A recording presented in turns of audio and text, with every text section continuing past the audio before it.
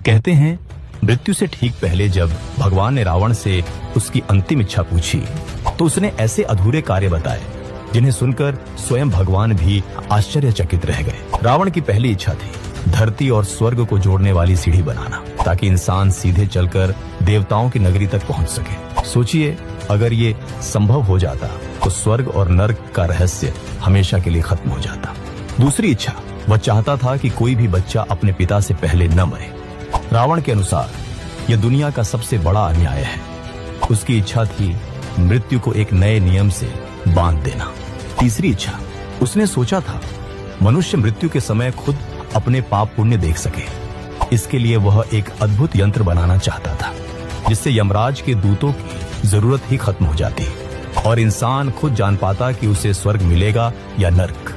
चौथी इच्छा, रावण की नजर सिर्फ मानव जीवन पर ही नहीं बल्कि प्रकृति पर भी।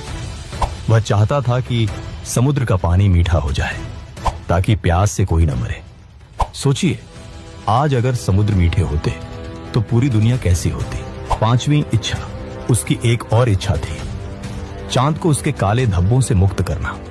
वह चाहता था कि चंद्रमा श्वेत और निर्मल हो जाए, एक ऐसा प्रकाश जो अंधकार को पूरी तरह मिटा दे। छठी इच्छा, सोने से भरी लंका में रहते हुए भी रावण चाहता था कि सोने में सुगंध हो ताकि उसका राज्य केवल वैभव से नहीं बल्कि सुगंध से भी महके। सातवीं इच्छा, उसने सोचा था बलिराजा को मुक्त करने का, वही बलि जिसे वामन अवतार ने पाताल में भेज दिया था।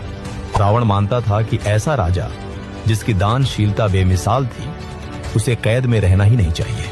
आठवीं और सबसे अद्भुत इच्छा, रावण चाहता था कि पृथ्वी का भार उठाने वाले शेषनाग को मुक्त कर दे। उसने सोचा था इंद्र के वज्र और पृथ्वी के लोहे को मिलाकर एक अखंड खंभा बनाएगा जो सृष्टि का बोझ संभाले ताकि शेषनाग विश्राम कर सके।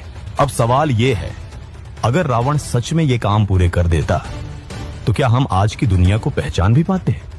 अगर आपको लगता है कि रावण सिर्फ नायक या खलनायक नहीं बल्कि एक रहस्य था तो कमेंट में लिखिए जय श्री राम और इस वीडियो को अपने दोस्तों से शेयर कीजिए।